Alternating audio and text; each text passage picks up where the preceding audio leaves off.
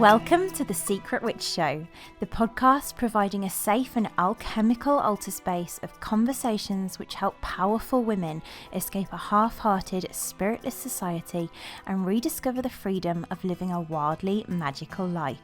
Every other week, we explore how to cast aside the wounds of shame, guilt, and fear connected with fully being yourself, so you can grant yourself permission to stop hiding, ground soulfully back into your body, illuminate your whole soul desires, tend your soul, rediscover and reclaim your powerful gifts, express your magic, and manifest your wildest alchemy. There's no better place to become who your heart longs to be. This is where we will guide you into liberation. I'm your host, Nicole Barton, and I'm so excited to dive in.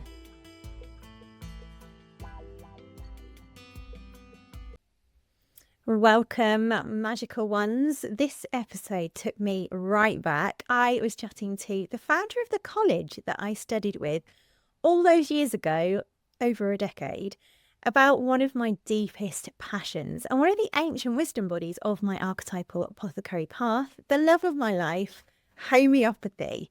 This was a brilliant deep dive into all things self-healing through the lens specifically of homeopathy, also using very physical examples.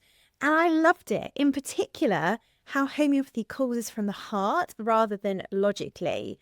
If you love this episode, then our new Secret Witches Apothecary membership is all based around learning to embrace your inner witch so that you can work with homeopathic remedies in a new way for self-healing and to become a healer, with homeopathy right at the heart, though it is very differently worked with. It's worked with in a magical way rather than working with pills traditionally. You can register interest for when it arrives here at nicolebarton.co.uk/membership. On to the Secret Witch Show today, though. Our guest is the magical Marcus Fernandez. Marcus has been practicing and teaching homeopathy for over 30 years worldwide. His journey in homeopathy has been marked by dedication to both education and practice, having founded the Centre for Homeopathic Education in London.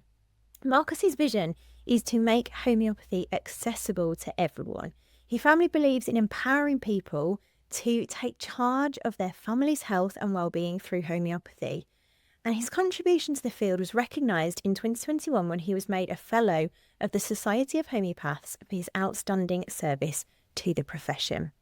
In this episode, we explore Marcus's journey from aspiring rockstar to acclaimed homeopath. What a journey. Diving into the science and art of homeopathy as a magical energy medicine system for self-healing, we studied some of the basic universal principles, such as like cures like, and some of the historical and alchemical roots of homeopathy that make this ancient wisdom body effective. Providing an inspiring and compelling case for the ancient practices' relevance and efficacy and truth in modern times, Marcus addressed some of the common doubts and fears about homeopathy, and fears that can come up around embracing more magical healing methods, making a stand for trusting our wisdom on what's truth. He also offered practical advice on how listeners can incorporate homeopathy into their lives. Let's dive in. Welcome, Marcus. I am so delighted to welcome you to the Secret Witch Show. We've known each other for many years. I was just saying longer than I want to acknowledge. Remember. And you're the founder of CHE, of course, the Centre for Homeopathic Education in London, where I first trained in homeopathy, which has now, as we were just talking about, has become one of the kind of three ancient wisdom bodies of the path, the witchy apothecary path. And I reached out recently to celebrate you because you have an amazing new book called Homeopathy at Home, published by Hay House. And I was like, wouldn't it be fab to have you on the show? So here we are. So thank you for being here and welcome. Hey, my pleasure. My pleasure. Thank you for having me on. And thanks for inviting me on. No, it's I'm really excited for this actually. Good. So yeah, the way that I often begin is I think you'll probably agree with me on this, is like the premise of my modality and my journey is that I've seen that people's stories are so healing for others. I always see, like, you know, the similia similibus principle, you know, people are remedies and medicine for each other, and like cures like. So yes, my first invitation is usually on the show to invite people to share a little bit more about their own journey Mm. in relation to the topic. So in this case, your journey with Mm. homeopathy and self-healing. So I don't know if that feels like a good place to Yeah, start. well, yeah, absolutely, absolutely. And actually, I talk about this in my book in the introduction. Um, for me, I didn't know anything about homeopathy. I mean, when I was in a band, I'd always wanted to be in a band, and I'd be a musician, be a rock star, the usual thing. And so I wasn't looking for homeopathy. It wasn't in my life. I was brought up in a very working class background. You went ill, your mum took you to the doctors. And as kids, never really like going to the doctors because you always end up having something horrible, medicine to take or an injection in some form. So it wasn't in my life at all. And my story really started. We were about to go and I was 20, so I was really young, even though I thought I knew it all at 20. Um, I was in a band and we were about to go on tour. And as a struggling musician, I never had any money. And I lived pretty hedonistic lifestyle, the whole sort of rock and roll lifestyle I was living at the time, smoking, drinking, all the other stuff we did. And so I didn't have any money to go on tour. So when we had a minibus and stuff, but I needed to eat, I needed to buy things, alcohol, things like that. So the only job I could get at the time was I tried so many jobs I went for, like part-time jobs, casual jobs. The only job I could get was working in a nursing home with the elderly. Now, I can't tell you that this was the most farthest thing away from my my thinking at the time, to work caring for elderly people. So, but there's the only job I could get. And so I thought, well, I'm only being here for a few weeks. I'll just do it and get the money that I'm going on tour. So it's probably but the first week I was there, and I was having a cup of coffee in the coffee room, and one of the nurses that worked there started chatting to me, started talking. And she said to me, "You know what, Marcus?" She said, "You make a really great homeopath." And I went, "What?" I never even heard of the word, and she said, and she explained what homeopathy was and what homeopath was. And I went, no, no, no, no. Listen, I'm only here for a few weeks. I'm in a band, I'm a singer in a band, play guitar. I'm going to be out of here. And she said, "You know what? I'm doing this course." She says, "I want to do this course in September." So this is probably about May time. But there's an open day. I think you should come with me. I said, "No, no, listen, I've just said to you, I'm in a band, I ain't going to be here much longer. And I don't know anything really what you're talking about, but I'm sure it'll be fine. And I wish you all the best." Anyway, I left the room but every time I saw her after that, she'd say, "Marcus, I really feel you should come with me. And intuitively feel you should come with me." And she'd go on and on and on. And in the end, Nicole, just to shut her up, I said, "Right, okay, I'm going to come with you." I thought maybe she's lonely, maybe she just wants a companion to go on the trip with her. I said, "I'll come with you, but I'm not signing up." Okay, she said, "No, no, no, just come with me." And she was so happy. Anyway, so a week goes by, and no, a couple of weeks go by, and then the day before I'm supposed to go to this open day with her, I woke up with really bad tonsillitis. I used to get that a lot since I was a kid, but more now when I was older, because I think, singing, often we'd be playing in smoky clubs and pubs and different places. So I get this tonsillitis and I'd go to the doctors, he'd give me antibiotics, and then I'd be fine, but it would always come back. It always come back. Woke up that morning with terrible tonsillitis. And I thought, right, I tried to get in to see the GP. And those days you could see a GP quite easily. But for some other reason, I couldn't get in. And I thought, right, I'm going to try this homeopathy stuff. So I got a bus into town, went to the local health food store, and I asked, was there any remedies, homeopathic? I couldn't even say the word. I mean, and she said, yeah, they're at the back. So I went to the back, and there was this range, this Weleda, range of remedies. And there was a little booklet next to it. And so I started looking at all these names, and there was such weird names like pulsatilla and sulfur. I mean, last time I heard sulfur was at chemistry class at school.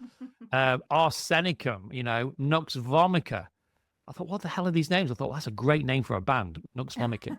It probably is a metal band somewhere in the world, but I thought it was a great remedy for a band. Anyway, the remedy that I looked in the booklet that suited me was gelsemium, the remedy gelsemium.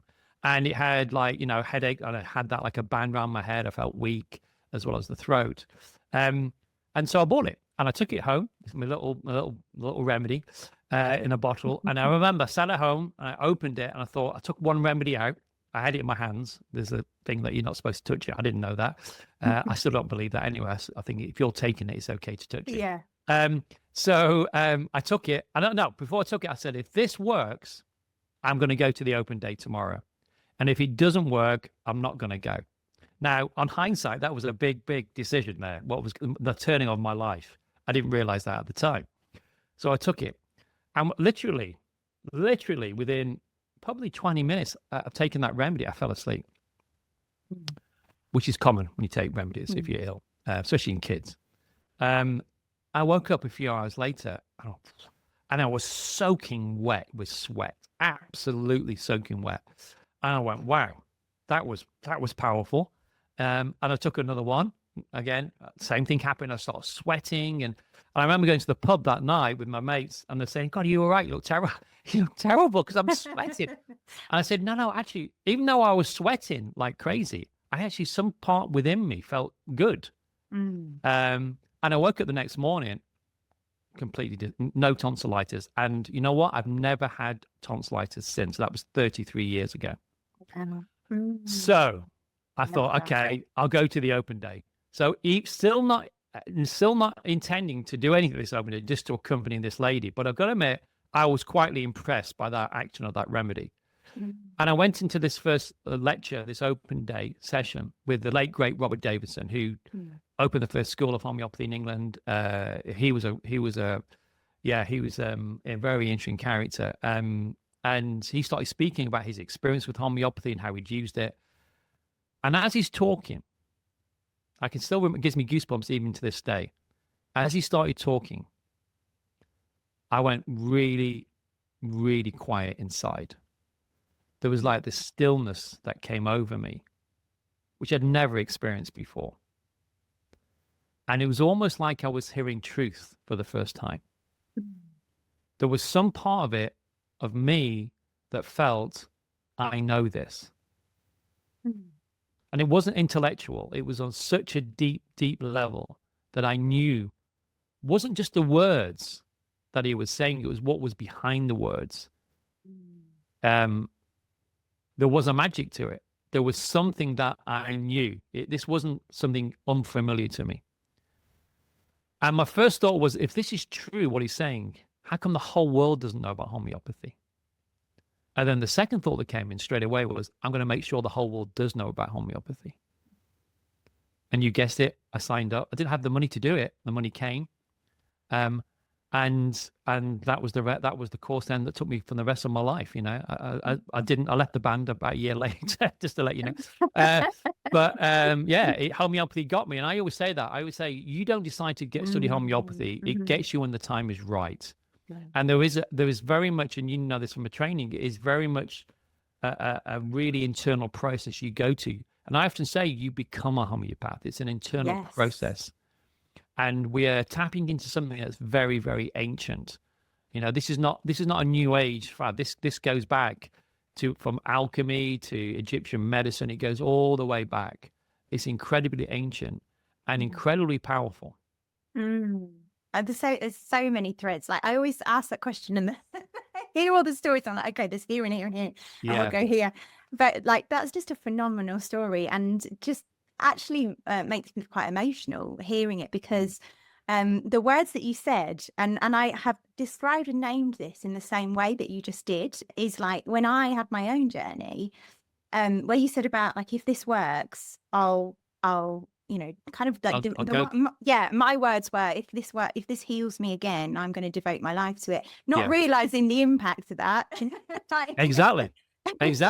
Okay, that was a devotion, and this is what like, we realized 10 years in, like however many years in, I'm okay. And that, so I just really, really relate to so much of your story, that both that in terms of like, it calls us, and that piece around the truth, the feeling of the truth, and the piece around like becoming a homeopath, because I think that's, again, we're kind of taught that, you know, we go out and get qualifications in being a healer, whereas actually it's a whole journey of like living into the medicine for ourselves. Absolutely.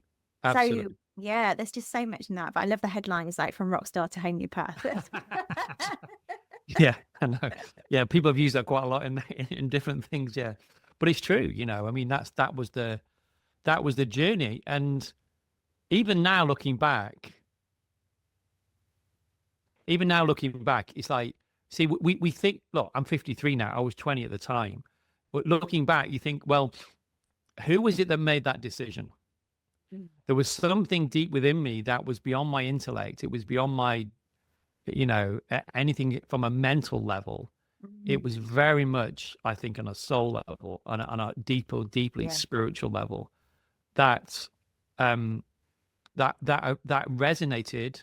Like I said, it wasn't the words he was saying, was what was beyond the words. That's what I was resonating to. Yes, So yeah, I feel it's that. interesting. Yeah. Yeah. Yeah, and interestingly, that one of my devotions that I've discovered is to truth, and it feels like very much that homeopathy is truth. Yes. That said, there's so much doubt in the world about it, so I think we could go there actually and kind of address the elephant in the room, because I think one of the things for secret witches who may be listening that comes up for them is this sense of like, well, I'm feeling that deep soul call, but is it real? Like, am I just making this up? And so I'm wondering what you say in response to that. Yeah. Well, I think look, we have to live the truth of who we are. 30 odd years of being a practitioner, and I still practice, today, is that when we're not in alignment to the truth of who we are, that's often when we get dis-ease. I mean, that word dis-ease, I mean, Louise Hay really coined that term, and it's true. It's dis-ease. It's like we're not in alignment to who we are. So sometimes, often we can, the people I see who are sick, they come and see you, and they're in a relationship they don't really want to be in, and they're unhappy with. They're in a job that they don't want to be in. They're not living that joy. They're not living in that joy.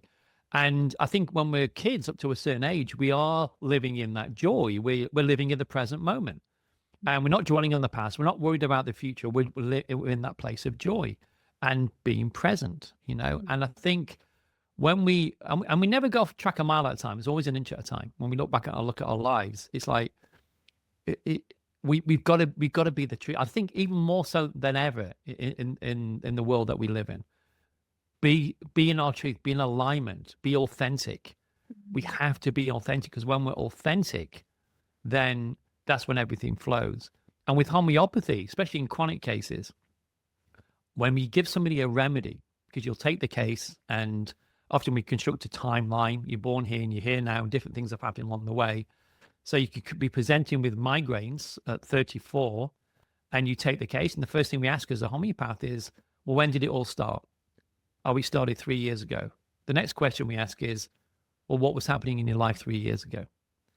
Now, often people have never been asked that question. They're just been given medication to suppress the symptoms, but we've never actually got to the cause of it. And they could say, well, that's when I got divorced. My husband or my partner had an affair. I've never got over it. And they're in a state of grief. They're in a state of, grief, really, and holding on to that grief. And you can see the tears come to the eyes, and you can see them pressing it down. How do you feel? I feel like it was yesterday. I just can't get over it. Now, in homeopathy, that could be classed what we call the remedy nat myor, which is for grief, and grief where people hold on to it. And you can't let go, and they're dwelling on it. And I've seen people on that for 50 years be in that state. But when you give them that remedy, nat myor, the remedy. Which I would call sea salt. For sea salt, salt, yeah. Well, it's about that remedy. Did I teach you nat myor? Remember the music? Yeah. It's a salt. It's about, if you look at the Bible, it talks about Lot and his wife. Don't turn around; you'll turn into a pillar of salt. Don't look at the past, because you'll go into this state if you dwell on it too much. And it's one of the universal homeopathic remedies, isn't it? Nat myor salt. But you give them that remedy, and what that remedy does, it takes them back to the position where they can decide again. So that's how I see homeopathy. It's working with your body, not against it, because all the natural healing wisdom you're ever going to need is within you. And the remedy is just a reminder. It's just a key to a lock. Yeah. And often I love that, particularly around the. I remember you saying that, actually. Now you've just shared that again, like taking it back to where you can decide again.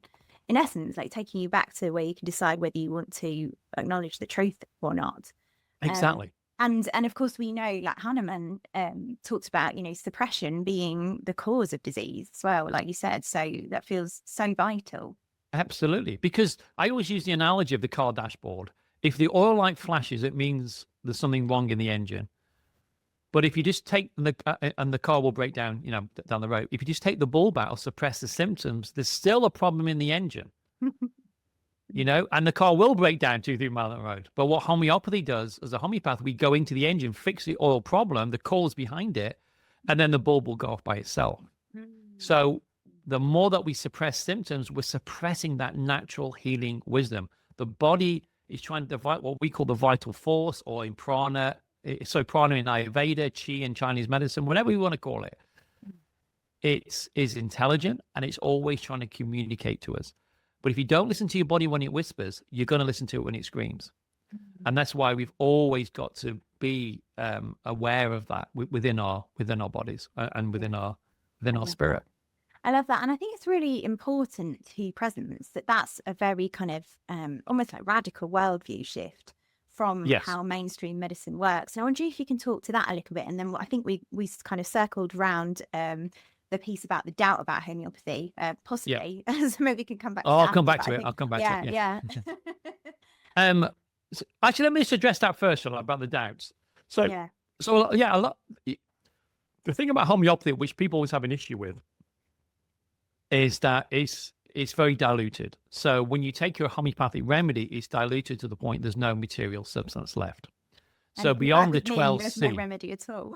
No, there's no material dose. So say we make some arnica and past the 12C potency, there's nothing chemically left of that plant. Okay. But in homeopathy, it's not just about dilution. It's about dilution. So we dilute it. And then it's about succussion. And it's the succussion. So here's an example. If you want to make a remedy, we normally put the plant, we've made it a homeopathic tincture. We take 1 drop of that and we put it with 99 parts of alcohol. Then it's succussed, which means the test tube that's being made in is getting, the bottom's being banged on a heavy object, like your hand, or it can be the old days used to be an old Bible. But it's basically that force. Then you take 1 drop of that and put it to another 99 parts of alcohol and you succussion. So that is done tens, hundreds of times to get different homeopathic potency. So it's not just about dilution, it's about succussion. And I believe that the succussion actually, it almost releases the essence, that spiritual essence of that plant, the energetic essence of that plant, the etheric part of that plant, or whatever mineral or whatever we're using. And so it's the energy of that. Now that word is used a lot and a bit misused, but I like the word essence. It's the essence of that plant and that subject, which is released. Now, obviously, a lot of people have an issue with that because if they're very materialistic and live in a material world, then they don't buy into that. And they say, well, it must be placebo because there's no chemical action going on there. There's nothing left. But the answer to homeopathy is not in chemistry, it's in physics. If you think about quantum physics, quantum mechanics, look at all this nanotechnology. Or even if you just look at in a real world example of a drop of blood in the ocean and a shark can pick it up 10 miles away. I think it's whatever it is. How does that work? So there's things beyond the physical. And I think this is where sometimes science can have a problem, even though in quantum physics and quantum mechanics, it's not an issue. But for a lot of people, especially if they think very mainstream, they say it must be placebo. However, we use homeopathy. Vets use it on animals. Farmers use it on cattle. We've got a whole branch of homeopathy now, agro-homeopathy. The biodynamic community, anthroposophical biodynamic, have been using it for 100 odd years in their crops and their plants. That to me is beyond placebo. I mean, there's one study that was done on I think it was in India. They took something like 500 acres of cotton was being grown, and the cotton gets affected by this particular type of disease or parasite, whatever it was. And they gave the homeopathic remedy for it, and they sprayed it on the crops. And it increased the yield of cotton by 35% by just spraying on the homeopathic field. And they did the same with another field without the homeopathic. So they did a control study. So, that's my answer to that. Yeah, I love that. And it reminds me, I think one of the things that I loved when I was studying with you as well was this idea of like, science made the rules of how we measure it. It's exactly. So, it's always changing. Yeah. So that kind of really stood out to me. I was like, oh yeah, like who made the original rules of how we say something scientific? And also, I'm actually married now to a very scientific person. And he loves science, but he is like, well, science is really just about discovery. It's about trying to Always. prove and work backwards, like what we already know, which is in essence is like homeopathy is, I often say it's like so far advanced that we Yes. just haven't, science just hasn't caught up yet in essence. Exactly. Well, there was an article once in Mensa magazine a few years ago, which said that homeopathy is a 25th century science being looked at by 19th century minds. I love And that. I agree with that. I think just because, like I said, the answer is not in chemistry; it is in physics. Yeah. But listen, we know how to use it. We met this, and like I said about science, it's always, to be a true scientist, you're always looking to discover new things, to be open-minded, to test. Unfortunately, the scientific community has often been hijacked, and I'm going to say it, by the pharmaceutical industry or other vested interests that are normally commercial based. Yeah. So they haven't got your best interests at heart. I always say the pharmaceutical industry is in the sickness business, it's not in the wellness business. Yeah. Its whole business model is built around you taking their medications. And when you understand that, that's fine. That's the way that it works. Doesn't necessarily mean I'm going to use it because they don't have my best interest or my family's best interest at heart. Well, just seeing it again brings us back to that place of choice, like we were talking about earlier. Yeah. And the other thing that occurs to me is that there are also, we are kind of proving homeopathy, if you want to use that phrase, of like, in terms of like things like epigenetics. Absolutely. How science has caught up around that, which was miasms, of course. Exactly. So there's evidence for the fact that actually, this is scientific. There is a exactly. And you think about vaccination. I mean, we just Mm-hmm. released an article about Jenner, the guy who was experimenting with cowpox, and Hahnemann wrote a treatise about what Jenner was doing and said it's very similar to homeopathy. You're given a little bit of something, in order to produce some kind of healing process. The trouble, well, I won't go into that subject. Yeah, I was just thinking, the other thing that just came to mind is this sense of like, well, homeopathy also, I remember you describing when I first actually ever came to talk to you about studying homeopathy many years ago. And you described it as a science and an art. And I think that's also helpful to see because, yes, there's, we often see it as an art, but also there is a science to it. Yes. And so it does have like ancient universal laws and principles. So I'm wondering if you can talk to that. Sure. Yeah. Well, as I say, homeopathy is ancient. I mean, it really, even though Samuel Hahnemann sort of rediscovered it, but he put it into like a modern day system of medicine, and it is a system of medicine. He actually, a lot of his works were from alchemy. So, people like Paracelsus and all that work. And then you trace alchemy back and he goes back to Egyptian medicine. So this is ancient medicine. And it works on the like cures like basis. And this is homeopathy. I'm going to tell it in a nutshell. Homeopathy is a law of similars. Like cures like. You chop an onion up, your eyes water, your nose runs. Well, we give onion in a very diluted homeopathic form for people with hay fever or colds where their eyes are streaming and their nose are running. That's homeopathy. Whatever can cause something in a large amount, in a small amount, it can cure it. So that means nature has given us everything we need to heal. So it's another good analogy is coffee. So if you drink a lot of coffee, you get very sort of racy, racing around, your brain's going whizzing around, you can't sleep. You get, if you drink a lot of coffee, you get very sort of like almost shaky and jerky because it's working on the nervous system. Well, we use kefir, the homeopathic form of coffee. The people who have those symptoms, like they can't sleep because the mind's worrying, even if they haven't drank coffee. So whatever can cause it in a large amount, in a small amount, it can cure it. So these principles of like cures like, the minimum dose, all these things go back and are ancient, but homeopathy is very simple. It is very, very simple. All we've got to do is match the remedy to the state that we are in. And we go into states, be it a grief state, be it a anger state, be it a state where we've got digestive issues. We're always looking at the physical, but also looking at the mental and emotional aspects as well. As I mentioned with the migraines, what was happening at the time, what was going on in your life. Is there a mental and emotional cause? If that answered your question. I went off on one a bit, that a bit. No, I loved that. I like going off on one. It always leads somewhere interesting. Yeah, and I think that's the beauty of it, isn't it? I think that's what we came here to talk about, is this sense Yeah. of like how we can be empowered, I guess, by homeopathy, or as I would call it, archetypal remedies. Like how we can be empowered to heal ourselves. And what was just coming to me as you were talking about the like is I often describe, the witch. We have fear often of the witch, going back to even like the piece Yes. about fearing homeopathy. It's like that, almost like the witch in herself is that like yours, like for the fear of going into homeopathy. So maybe we could talk a little bit more about that at some point. In fact, yeah, maybe we go there now.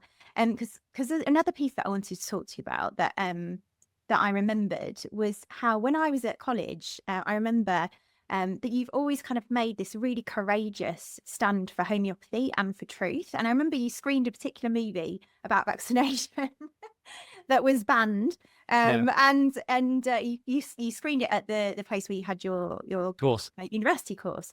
And then it was plastered all over the front pages of the mainstream media, and you effectively got cancelled, if you want to inverted commas, for it, and had to move your entire college from this venue back into Holborn in London.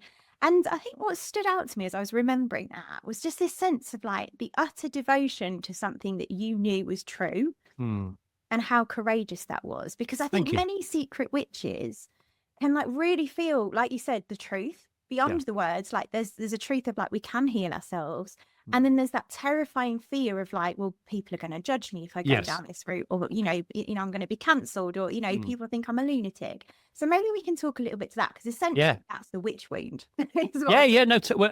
Listen, absolutely. And I think, and it's a lot with homeopaths. I think it is about truth. I mean, for me, I really nailed my what's the expression? Nail my thing to the mast. I don't know what it is. What's the expression? Because when you've seen it in clinical practice, I've been a practitioner a long, long time. I've treated all different people, all different around the world. I've worked in drug and alcohol projects. I've worked everywhere, And when you see homeopathy work, when you see how people get empowered by using homeopathy, then it's very difficult to go back. It's like once you've seen something, you can't unsee it. And on that particular thing of the showing that documentary, it was a documentary, just to give people a little bit of background. It was a documentary called Vaxxed. People have probably heard of it now. But I got asked, would we put it on as a premiere in London, where we held our teaching weekends in London at the college there, Regent's College. And they never asked me, we've been there 17 years running our courses there. They never asked me, booked a room. They never asked me about, what it was about, because, they knew me. And we'd done other stuff there. We talked about vaccination. And the whole thing about vaccination, because it's a very controversial subject, but I've always maintained it's about choice, and it's about informed choice. Now, this is way before COVID. This is way before the COVID issues with vaccination. But if a patient ever came to me, and especially often it would be somebody with their children, they didn't know what to do about vaccination, I would say, you've heard one side, you need to look at the other side of people that have gone down the same journey as you, and then you need to make an informed choice. But whatever choice you make, I'll support you in that. And people say, yeah, but what would you do? I said, it's not about me.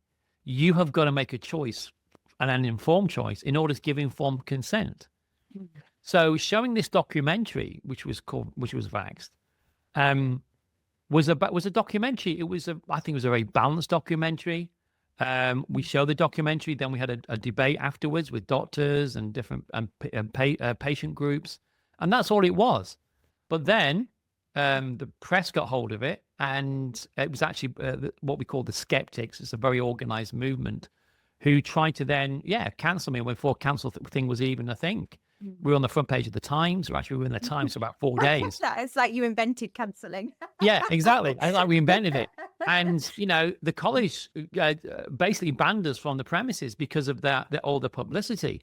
And again, my statement was, because I had to make a statement to the press, was I believe in freedom of speech. Now this is a thing at the moment. It wasn't really a thing then. But I said, at the end of the day, people can make a choice. It's about nothing's beyond debate. It's almost like vaccination was beyond debate. but nothing's beyond debate. As a parent, and I am a parent of 2 kids, it's up to me. It's our choice what we put in our own bodies and the bodies of our children. So everybody should know and be informed, not out of fear, but out of knowledge. So listen, it's not nice to go through those things, and it's certainly not nice to be on the on the BBC. We had to put the phones off in the office, because the BBC wanted me on. I was there that day. Yeah, it was crazy. But you know what? And then it's forgotten. So these things don't last forever. But I would say to everybody, when you stand up for the truth, you'd be surprised then all the people. And we got messages from all around the world saying, thank you so much for standing up for the truth. Thank you for putting that on. So you'd be surprised. There's a lot of support is there for you when you do stand in your own power. And this is what it's about. At the end of the day, all this stuff, it's just people's opinions. I always say, is this fact or is this opinion? And often it's just people's opinion. So even now with skeptics of homeopathy, when they say homeopathy doesn't work, it's like saying, and you're a charlatan, it's like saying, well, the sky's purple. It's like, I know it to work because I practice it for 30 years. I've seen it. I've seen it work in all different situations. So always stand in your power, stand in your truth, and you'll find the universe will conspire with you. Yeah, I love that. And that support you. feels so true of my own experience. There's a sense of like embodying it. Again, it comes back to that embodying it for ourselves. Totally. That's the word. When you embody what you do, you have impact. Yeah. Yeah. I love that. Yeah. I also remember you describing when that was going on. You remember a lot of what I said. I'm very impressed. I'm very impressed. I was totally taking notes. I used to. But I remember you describing in that moment this sense of like every movement needs resistance. So I think you were actually really excited about it. You were like, oh, this is great. Everybody's talking about it. That's right. And so I also think there's that as well. We probably, well, pretty much always do fear stepping into our witch, particularly as secret witches, and that's why we hide. Like, we hide our magic. But that ultimately, it's about learning to trust ourselves and trust. I think so, and I think to change the narrative. So you think about ancestral trauma, and you think about trauma, like I said, talking about witches. I mean, the trauma historically that has been carried through each generations of what happened and how witches were treated. It had to go sort of in a way underground, but I think this is the time now, I feel, in humanity. We're at a point in history, especially if you believe in astrology as well, with Pluto in Aquarius, this is now about healing. This is about community. This is about the power to the people. And I think this is the time to stand up and to be courageous, because really at the end of the day, because people have asked me this before, because I mean, that's not the only time I've been in the papers. I was in there a few years ago about another webinar that we did with Robin Murphy. Doesn't it bother you? And I said, well, what is there to be bothered about? It's only my ego which would get hurt, or, oh my God, nobody loves me. Oh, everybody hates me. And don't get me wrong, you can go into that because you think everybody knows, especially if you're in a national paper. But in reality, it's just our ego as well, I think. It's just, and we're looking to be validated, but validation comes from within. It doesn't come from without. It doesn't come from the external. If we're looking for validation from the external, then we're always going to be wanting validation. It's got to be an internal process. And there's a remedy for that. And there's a remedy for that. There's a remedy for everything. But it very much is about us. And I think one thing that really helped me was a thing called the 3 principles. I don't know if you've come across the 3 principles. And when I learned about the 3 principles many years, actually around that time it was, that what it taught me is that the 3 principles is mind, consciousness, and thought. But you're only ever feeling your thinking. You're ever feeling your thinking, and it's just thought. So that really helped me. Now, that's not to invalidate thought. That's just realizing that we think. But often what we think is going on in our head is reality, when actually a lot of the time we're just making stuff up, and we're feeling that. So it's an inside out world. It's not an outside in world, that you can't make me feel anything. It's always up to me. Yeah, which I think links back nicely to that worldview piece. And maybe we can go into, did we talk about how it differs between traditional and... No, we didn't actually. Well, no, I'll just do a quick one. So basically, in the allopathic model or the orthodox medical model, is that it's all about treating symptoms. So you have symptoms. I said about the car dashboard, the light. It's about, oh, let's suppress the symptom. Let's stop the symptoms. So they suppress it. Now they use drugs to suppress it. So for example, you've got eczema and you're given steroids cream, for example. And so you put it on your skin and it comes and it goes and it comes and it goes and it comes and it goes. And then one day it disappears. And they go, great, been cured with eczema. Then they come to see the homeopath and they've got asthma. And so you take the case and they get all the symptoms of the asthma. So when did the asthma start? Oh, we started 2 years ago. Okay, great. Anything going on there? No, everything was fine. Anything emotionally going on? No, I was fine. Everything was good. Job was good. Relationship was great. Everything was great. Okay, and then you take in a medical history. Oh, I know she had eczema. Oh, yeah, I used to have eczema. But, well, the doctor gave me this cream and brilliant. It didn't happen straight away, but after about 6 months, it cured the eczema. Oh, did it really? Okay, when was that? And they say, it's like, oh, that's interesting. That was just before the asthma started. Oh, yeah, I've never thought about that. Yeah, a few months later, the asthma started. Now, in homeopathy, that asthma is the eczema being suppressed.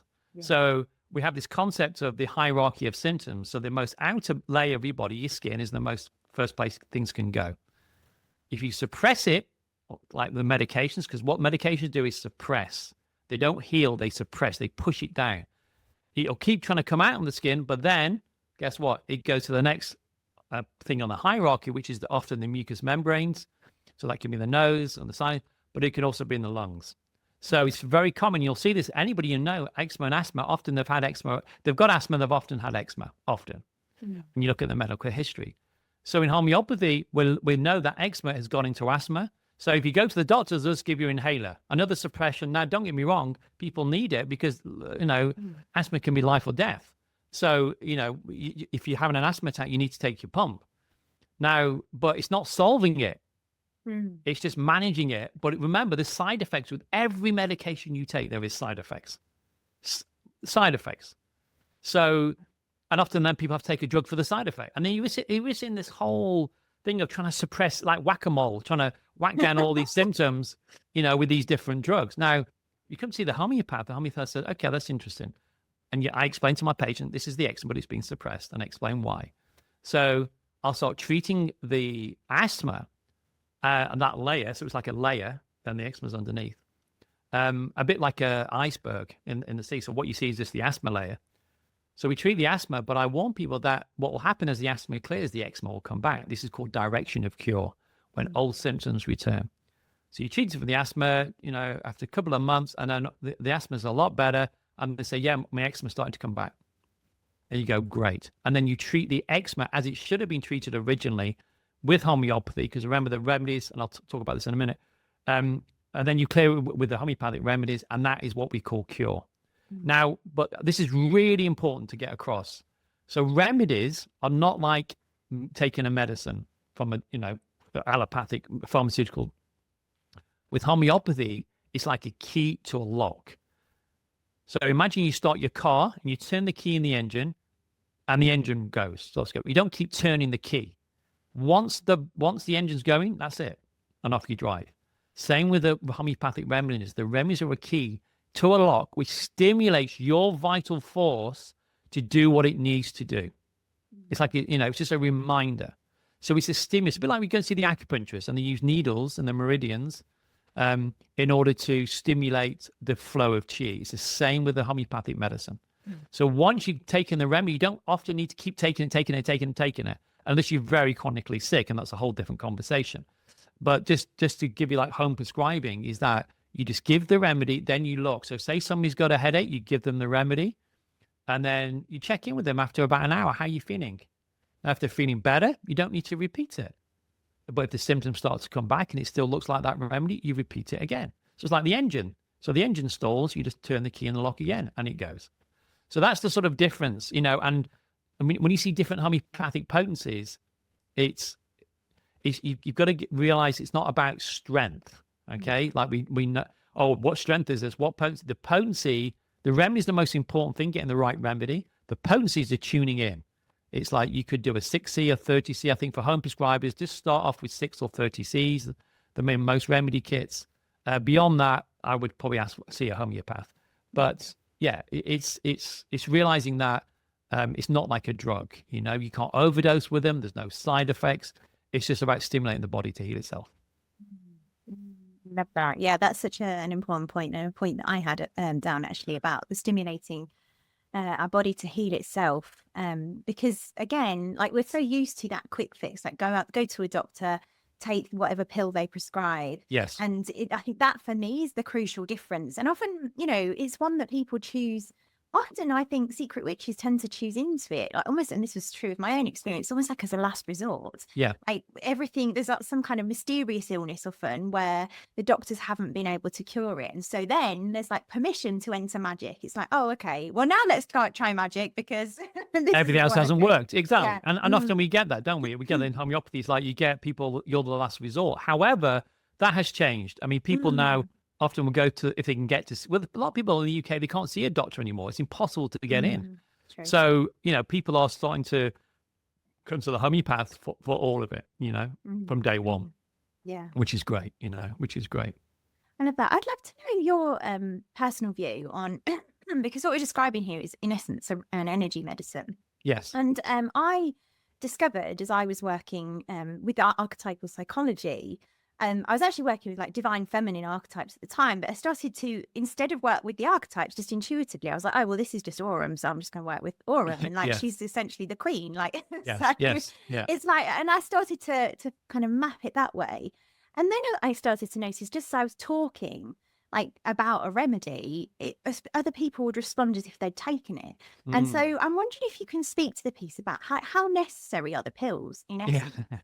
Well, it's a really good point. Really good point. I think okay, if I'm going to answer honestly, the pills are just for our intellect, for our mental thing that we can accept pills because it's been traditionally, well, I don't know how many, probably thousands of years, people have had some kind of form of ointment or some kind of form of tincture or some kind of form of pill. I think with homeopathy, because it is energetic, as you said, I think that, you know, there's remedies machines that, you know, the radionics machines where you can, and I've done this, you can transmit the remedy to somebody. You just know the name, you put it in one of the little machine, and it will transmit to them. So I think that because it's energetic, I think that there's a lot in what you're saying. I think people can, I've done it myself on a piece of paper, you know, when I haven't had a remedy, write the remedy down, put it in a triangle. In fact, the Robert Davison I was telling you about, who was my teacher, when I was on the course, I probably was in my second year and I had really bad stomach cramps in one of my lectures. And I said, he said, what you need is colocynthis, this remedy colocynthis. And I'm laughing said, because I've done the exact same with the exact same remedy. There you go. It must be something to do with that remedy. See, I'm pulling it in. I'm feeling the vibe of that colocynthis. I love it. Yeah. And I said, well, I don't have any. He said, well, what you need to do is write the name on a piece of paper, put it in a triangle, put a glass of water on top, and leave it for 5 minutes. So that's what I did, and took a few sips of it, and within 5-10 minutes, the cramps had gone. So it does work. There's no question about it. It's a bit like when you're a kid and you fall over, and your mum says, "Oh, come here," you know, and rubs your leg, or what if you bang something. It's like there's something about that love being transmitted that, you know, is healing. So I love that. yes, it's that's what I say about quantum physics and quantum mechanics. It's beyond the physical realm, but the pill is a vehicle that people can accept. Yes, and I think that's what I came to the conclusion of, because my mission is to kind of make homeopathy magical again. Okay, return it to that kind of energy medicine without needing the pill. But it's almost like, for me, it's almost like we had to, homeopathy at some point kind of contorted itself into the mundane box to become more acceptable. Well, because he came from a medical background. You got to remember, it was doctors. Yes.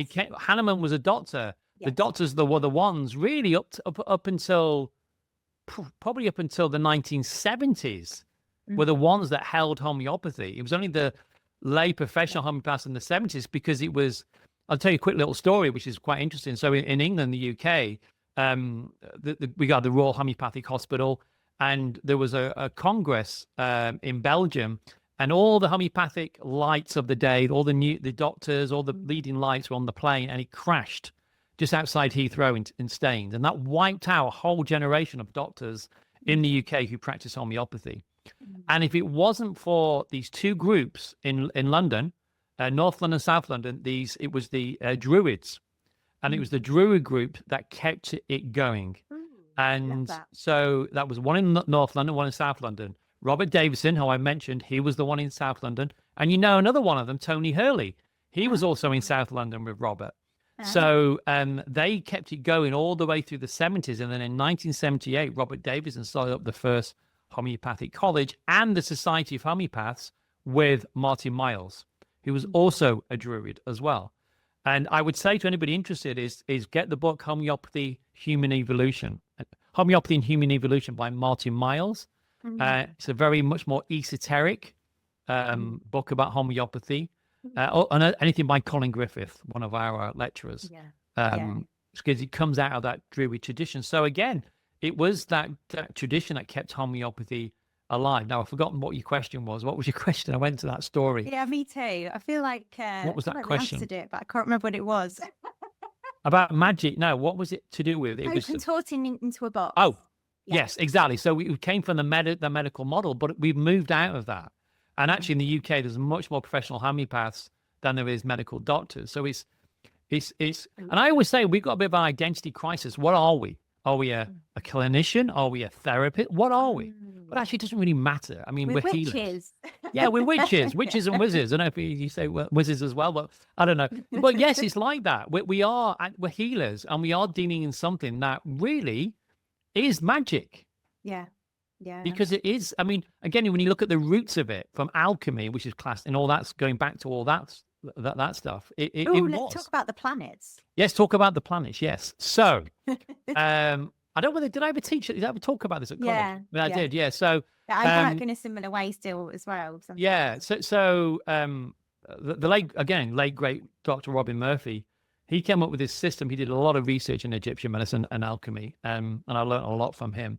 And so the days of the week are associated with the 7 ancient planets. And so like Monday, if you know French, you know it. Monday is Moon Day. Tuesday is Mars. Wednesday is Mercury. Jupiter is Thursday. Friday is Venus. Saturday is Saturn. Sunday is Sun. So these ancient planets. But so when I give a homeopathic remedy, each remedy's got a planet associated to it as well. Now, this is not traditional homeopathy. Let me just point this out. A lot of homeopaths don't use this. But he sort of married the systems together. So if somebody is the remedy lycopodium, which is very much sort of the liver and digestion, then I will give that on a Thursday because that's Jupiter. And Jupiter can rule digestion, liver, thyroid issues. But that's when I would give it. So what you're doing is lining up the stars with the day with the remedy to almost increase the maximum effect. The other one is like Sunday. So we talked about Nat Muir, the one for grief and heart, anything to do with the heart, or aurum, which is gold. You'd give it on a Sunday. So these days of the week are really, in fact, the day of the week that you were born tells you more about you than anything else, any astrology. So I was born on a Tuesday, Mars Day. And my name is Marcus, so you can't get much more. Why did my parents choose that name? Yeah. It's like the god of war, Mars. So we even got married. On a Friday. We got married in Italy, and we made sure that the planets was on a Friday, which is Venus, which is about love and beauty, at a Venus hour. So we got married, I think, at 1:30 in the afternoon. So you can give remedies like that. You can live your life by that. I practice on a Thursday as well because Thursday's Jupiter. It's a good time to practice. So it's fascinating. I do the same actually. I organise my week that way. And what we're really talking about as well is kind of that kind of archetypal energy as well, and matching the archetypal energy of the remedy to the absolutely the week. I love that. Absolutely, yeah. And even the remedies themselves. A lot of the provings we call provings or the pictures of remedies have come from what we call the doctrine of signatures. So how it is in life, we take that on board as when we give the remedy. So we talked about Nat Muir being salt. Well, we use salt on ice to melt the ice. But that's what we do with the remedy. We help people because often Nature Muir people, heart gets very cold and frozen and shut down and pushes people away. So how do you melt that? You melt it with salt. You melt the ice with salt. Yeah. So these doctrinal signatures are really, really important in homeopathy. because it's giving you the folklore around it, which again is very ancient. Yeah. No, I love that so much. And that's very much how I work is, and also I think that's helpful in terms of like how to work with remedies. Like it helps to have Yes, that kind of more intuitive feeling to, okay, what does this symbolize? What does this remedy yes, symbolize? And what can it cure, therefore? Um, absolutely. mm, And often I'll do that with my kids. When my kids, especially when my kids are little, I take the remedy kit, and in fact, I'll show you here. Take a remedy kit, and I'd say to them, "What remedy do you need?" If they were sick, just to see what they would choose. mm, So again, I would trust, especially a parent with the kids. I would also trust. I'm going to say a mother's intuition, much more than any of the doctor or homeopath. You know your child. Go with that intuition, and I'm very much into that intuitive prescribing. If go with what you feel is right, your first initial intuitive feeling is often the right thing to do. yeah. Don't go into analysis paralysis over remedies. Go with Mm, what your initial feeling is, because that's often right. yeah. No, I love that. I was going to ask you if you've got any examples of like miraculous cases that you can share. Many, many, many cases. Pull to mind what Yeah. acute or chronic or. Any. Let me give you an example actually of. Let's talk about acute first. So Yeah. often, people think coughs, colds, and things like that. They're just viruses and bacteria. So, but often it's not. It can be, and it's about your susceptibility. But often it's looking behind it. So, like in my book, Homeopathy at Home book here, that there's a whole section of coughs. I've got the top 5 remedies for coughs. But I give an example of a lady that I was treated, and she came in with a cough. And I took the symptoms of the cough, and she tried different things, different remedies, but nothing really seemed to help. And again, I asked that question. I said, how long have you had the cough for? She said, I've had it for about 3 weeks. And I said, you tried this remedy? Yeah, different potencies, nothing's helped. I said, was anything going on emotionally for you at the time? And she went quiet. She looked at the floor and she said, well, I have found out my husband has been having an affair for the past 5 years. I found out. And she started to cry. And she got really upset and she was sobbing. And I said to her, do you think it's connected? I said, because you found out, and then a few days later, you started with this cough, which won't go away. And she feels like something's stuck in her throat. And I said, have you spoken to him? I said, I can't speak to anybody about it. I just kept it in. So what can look like a normal cough is actually grief. What she's experiencing, if you know about Chinese medicine, every organ holds an emotion. So lungs can be grief. If there's two of them, often to do with relationships. So like lungs, kidneys. So lungs often to do with grief, liver's anger, kidneys can be fear. So it all interconnects. And as a homeopath, we're looking at that, and it's gone to her lungs. So I gave her a remedy, Ignatia, for grief. I gave her an Ignatia for grief, and it cleared it up. So this is why, again, in allopathic medicine, everybody would get the same remedy for a cough. Take some cough syrup, take this, take that. But actually, 5 people can have a cough, but 5 people may need a different remedy according to their characteristic symptoms. There's one example of a very simple acute that the person tried the remedy, it hadn't worked. Now, you could very easily say, oh, well, homeopathy didn't help me. But I'd say if you have something and you're trying to figure and it hasn't worked, you're missing something. You need somebody else, like a homeopath, to give you a more objective view of what's going on. And just talking about cases, I've got lots of cases, trying to think cases to come to mind. I remember this one lady came to see me, and she'd been to see different homeopaths, and she came in, she could hardly walk. She was an elderly lady, but she could really hardly walk. And she came in, and I took a case, and basically she was in terrible pain. She's in absolute terrible pain in her back, in her neck. Hadn't slept, she said, in the past 10 years. Right, that's a big statement. But she was in a lot of pain. She's trying to, always on painkillers, different things. And I took a case, and in a case, again, the question I said is, when did it all start? This is the question we ask. You know this. It's like, when did it all start? Very simple questions, but often people have never been asked that question. Yeah. She said, it started after I had a car accident. I said, well, what happened? She said, well, I was at traffic lights in my car, and I got hit behind by a truck. And I felt my whole body just being, like such a traumatic jolt. She was fine. She wasn't injured. But ever since then, she's been in pain. And she's tried to explain to every single doctor, every single person, and just can't get rid of this pain. And I said to her, have you ever been given arnica? Because she'd been seeing lots of different homeopaths. No, never been given arnica, right? She said she'd been to the homeopath, she'd been given different remedies like peregrine falcon, because they said she was trapped in a cage. She was like a bird trapped in a cage. But actually was missing the point. Actually, she was actually in trauma. Yeah. So I gave her arnica, quite high, 10M, and I gave her hypericum, which is a big remedy for especially whiplash and things like that. And she sent me a message 24 hours later and said, I have had the first night's sleep in over 10 years after taking that. Just the arnica, taking the arnica. And when she came back a month later, she was 95% better. So the body keeps the score. Great book, by the way. The body keeps the score. She was just in trauma. And those remedies, again, take you back to the position where you can decide again. She could either keep hold of the trauma or let go. Because when she's in trauma, it's like, I'm still in that place of fight or flight. It's like, this is traumatic. I'm in trauma. But the remedies help release it. It's okay. It's safe. So I can give you loads of different examples, but there's an example. I love those so much. It's just mind blowing, really, isn't it? Even though we know, how it works, it's like it's still. Oh, listen, even now, 33 years down the road, is it 30, probably longer than that now? I never get surprised of what it can do.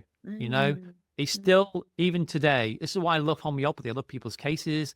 Because again, people have such interesting lives and how they've got to, like, they're born here, they're here now, different things along the way. We can all, I've treated people, I'll tell you one case very quickly, a case of a lady that came to see me, and I don't remember this case because she did write a book about it. This is a case of a lady that came to see me and came for allergies, and I remember treating her, but I felt there was something she wasn't telling me. And then the next time she came, and she'd done well on the remedies, but I still felt there was something she wasn't telling me. And I actually put my pad down and said, I feel there's something you want to share with me, but this is intuitive again. There's something you're not sharing with me that you want to share, but you're probably afraid to share. And basically she said, I'll give you the concise version, but she said, I see dead people all the time. I'm walking down the street and I see them. I see them everywhere. She said, but also things change. So I step out of my front door in the morning, and all of a sudden the scene will change to 17th century England with people on horses and the pub. Do you remember me telling this case? I don't remember it, but it sounds magical. Oh, it's magical. Or she'd be sat in a pub and the scene would change and there's people being so she was like living in two worlds. And it was incredible what she was telling me. But the thing that she wanted help with was she was remembering her past lives, like the last past life she was in grief about, because she died in childbirth. And she's leaving her body and she doesn't want to leave. Okay. She doesn't want to leave behind a baby. She doesn't want to leave behind a husband. And then she passes away. But there was real grief here. Another life she could see where her husband had murdered her, had killed her, poisoned her. So I treated it as though this was her reality. And again, in homeopathy, we're free of judgment, whatever you want to believe. And I believed her. And so I gave her the remedy. God, this remedy keeps coming up. Nat Muir again, because it was about holding on to the past and grief of the past. So it's a big remedy, Nat Muir. And each time she came back, she'd let go of that. The next life would come up, which she did deal with. So anyway, cut long story short, I said, you need to write all this down, because I've been like this since birth. And she gave it to me she typed it up and gave it to me in my next consultation. And it was the most amazing thing I've ever read. I was up till 3 o'clock in the morning reading the story. From her first early memory, where she saw a mother.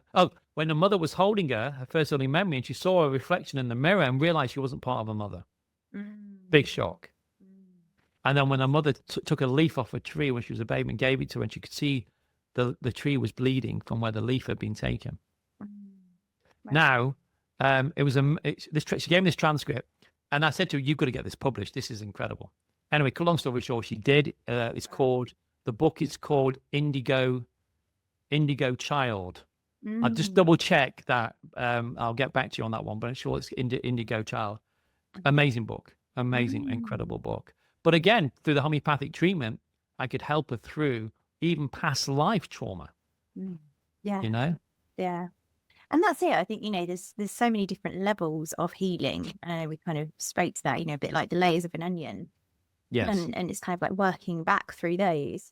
I yes, guess one of the questions that comes up in terms of like just practical how people can get started, like how can we kind of begin the yes. journey if the secret witch is listening at home, they're like, oh, I want to learn this. I mean, obviously there's your book as well, Yeah, yeah, which sure. is Yeah, yeah. Well, I mean, the reason I wrote the book, I mean, Hay House approached me to write the book, and Hay House are a great Mm, publisher.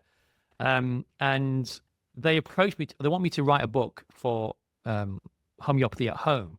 And this is a passion of mine anyway. I did write a book for Walida as well during lockdown.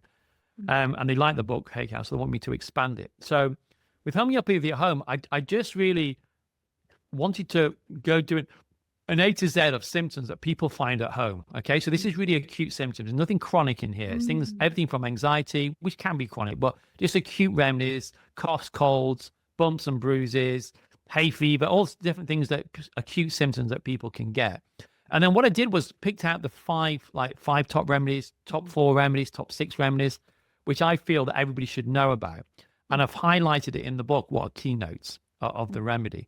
So I wanted something that people could have at the kitchen that they could just put, to use, not just stick on a bookshelf, write in it, draw in it, have tea stains on it. It's something that's a go-to guide you can take on holiday with you, that people can access homeopathy. So the best way to start homeopathy is use it at the home. They say charity begins at home. I say homeopathy begins at home, because the more that you use it, the more you'll see the results. And for kids and people with families, it's absolutely indispensable. Because the more, so how the remedies work, I was talking about keto a lot, but what it does, the more you get your vital force to work, it's like going to the gym, the stronger it becomes. So therefore you can deal with the coughs, the colds, the stuff that are going around, because your vital force is stronger. When you don't use it and you just suppress it, it gets weaker and weaker and weaker. So this is a great place to start, is prescribing at home, and also get yourself a remedy kit. I'm sure, mm. Nicole, you can put that in the show Yeah, notes. Get yeah, yourself a remedy kit, because the remedy kit and the book, then you're set up. And then mm, just try to use it as much as possible.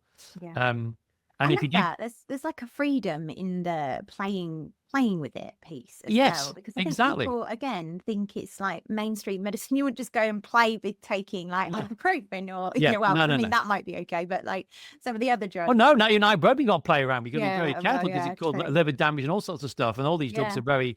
This is the thing. Drugs are drugs. This is what people are going to get into the mind. Mm, Whether they're legal or illegal, they are drugs. yes.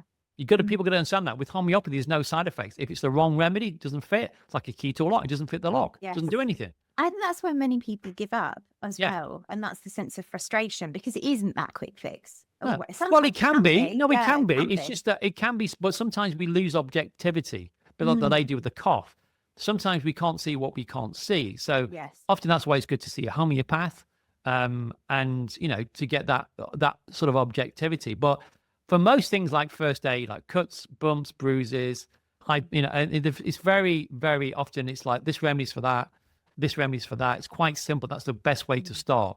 As you get into coughs and colds and things like that, you've got to differentiate between the remedies. That's when it can become trickier. However, just give one. So in the book, when I picked those five with the keynotes, and they're in bold, what keynotes are is like if you played a song on the piano, say you play three notes on the piano, you'd recognize that song. It used to be an old TV program called Name That Tune.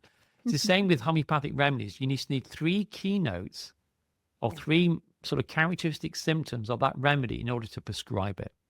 And that's what I've highlighted in the book. Just pick three of those and then try it. Doesn't work? Look at the next remedy, and try it. So it is about playing with it and getting confident in it. And as you know, we do a home prescriber course for free for people from the checkout on. We put the details in the show notes, which is a great intro. It's free. We'll give it for free, but it's a good introduction to home prescribing and how to prescribe at home. Gorgeous. Gorgeous. Wow. Thank you so much, Marcus. That was really juicy exploration for me, particularly because obviously I love homeopathy. Yeah, absolutely. Yeah, well, it's good to connect back into it again, isn't it? Yeah, that's it. And yeah, all the phosphoric witches Yes, use some will be phosphorus. yeah, exactly. Yeah. And again, phosphorus, just in terms of like the kind of burnt out witch, he's been again, there's that theme of Yeah, being burnt at the stake and all of that. He's tied into that as well. totally. Um, Well, again, it's like ancestral trauma. It's stuff yeah. that is Mm, has is in is it's trauma. And mm, with phosphorus, the phosphorus are very sensitive, but they can be very vivacious, very sensitive to atmospheres, mm. incredibly psychic and intuitive, but sometimes they can overdo it and get burnt out. Yeah. And that's That's the phosphorus. secret witch in a nutshell. There you So go. there you go. There you go. See, all archetypes, all Yeah. archetypes. Gorgeous. Okay, thank you so much, Marcus. Thank I'd you. love to know if you just want to share like where people can find you. Yeah, we can go to my website, Marcus at Marcus Fernandez. Sorry, that's my email. Sorry. Come to my website, Fernandez.com, Marcus-Fernandez.com. Mhm, Go onto the CHE website, www.chehomeopathy.com as well. mhm. I'm on Instagram. I'm on Facebook. I'm on most social media channels. And yeah, drop me a line, message me, DM me if you want any questions or queries. I'm always enthusiastic, as you know, Nicole, to talk to people about homeopathy. No, nobody would guess that from this episode. So, but I say to everybody, just use it, investigate it, and obviously, I'm going to say get the book because the book is can be your gateway into it, and you can get It's it on almost Amazon. like a materia medica is what I'm hearing. Exactly, Like, yeah, exactly. looking for what your symptoms Yes, are. exactly. And, Yeah, and if you like the book, just please give me an Amazon review because that helps other people find the book as well. As you know, my mission, and when I first heard about homeopathy, was I was going to make sure the whole world knows about homeopathy. And I have trained thousands of homeopaths over 27 years at my school at CHE. And also people I've treated and all the work that we do in places like Gambia and places like that. I think, I'm slowly making a little dent in the world. So fingers crossed we can continue to do that. Yeah, definitely. Is there anything else you would like to share? No, that's pretty much it. I just to remember that as I sort of started off with this was just remember that all the natural healing wisdom you're ever going to need is within you. You've already got it. We're often told we're broken with this. I would say you're not broken. You're perfect. Who you really are, the essence of who you are is perfect. That's a really good place to start from. Yeah, that's It's a good virtually place to my start motto. So I love that you ended there. There you go. Right on theme. Right on Yeah, theme. right on cue. Gorgeous. Thank you so much, Mark. Thank you. Thank you, Nicole. Thank you. Take care. Just in case you didn't get this from this episode, I absolutely adore homeopathy. Here are my takeaways. Homeopathic principles say that illness is really caused by suppression. This is why it's so important to reclaim ourselves. This differs to mainstream medicine, which often suppresses symptoms without addressing underlying causes, and homeopathy seeks to treat the root cause, leading to true healing. Homeopathy empowers individuals to heal ourselves by aligning us with our internal truth and natural healing capabilities, encouraging trust in our personal intuition and holistic health practices. The remedies work on the law of similars, or like cures like, and traditionally involve highly diluted substances that retain the energetic essence of the original material, akin to principles in quantum physics, although science is kind of still catching up to homeopathy. Remedies, in effect, take us back to times in our lives where we experience trauma so that we can choose again whether to release the trauma or remain holding it. Homeopathy is also something that's been doubted and ridiculed as a pseudoscience, which can have secret witches feel the fear of being judged as lunatics if they work with this magical lens. And yet, when we try it, embodied experience often reveals that it does work. All the healing wisdom we need is already within us. We're not broken. We have all we need already. If homeopathy calls to us, we can try it out for ourselves and live into our own experience of it with an open mind and trust of our inner wisdom and truth. Beginners can start with homeopathic kits and guides like Marcus's book, Homeopathy at Home, gradually exploring remedies for common ailments whilst understanding the principles and subtleties of holistic healing.